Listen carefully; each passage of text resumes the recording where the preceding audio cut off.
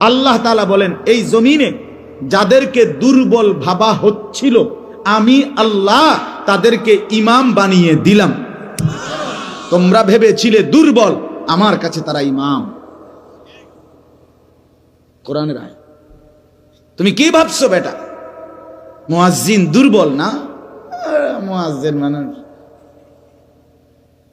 এই আমাদের দেশে অসংখ্য লক্ষ লক্ষ মসজিদে মুয়াজ্জিন নাই।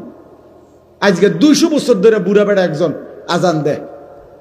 এটা আজানের সাধারণ একটা বিষয়, এটা যে কেউকে রাখতে হয়, সুন্দর করে নিয়োগ দিতে হয়, তাকে উপযুক্ত সম্মানই দিতে হয়, তাকে একটু মূল্যায়ন করতে হয়, তাকে একটু সুযোগ সুবিধা দিতে হয়, এটা কোনো মনেই করেন।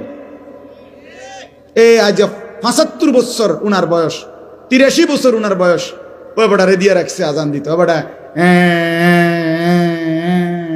এরকম করে, এটা নিয়ে আজান বলেন না কেন? আজানের মধ্যে কোনো শুদ্ধ অশুদ্ধতার কিছু নাই। আজান একটা হইলেই হইল। একামতের মধ্যে কোনো শুদ্ধ অশুদ্ধতার কিছু নাই, এটা একটা হইলেই হইল নাকি? তো তাইলে বলেন আপনি।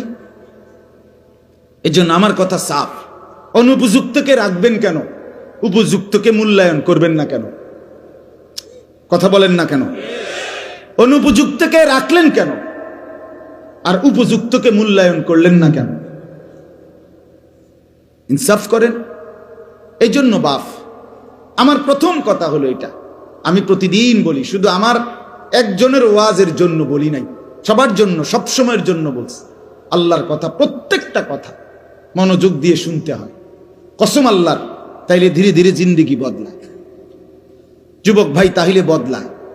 পিছনে বসে অসংখ্য যুবক মসজিদে, বারান্দায়, বাহিরে, দোতলা, 3 তলায় চিল্লা চিল্লি, হই হুল্লুর, ধাক্কা ধাক্কি, হুরা হুরি, হাত ফাও দৈরাও তারারে থামানো যায় না। আরে কি আশ্চর্য!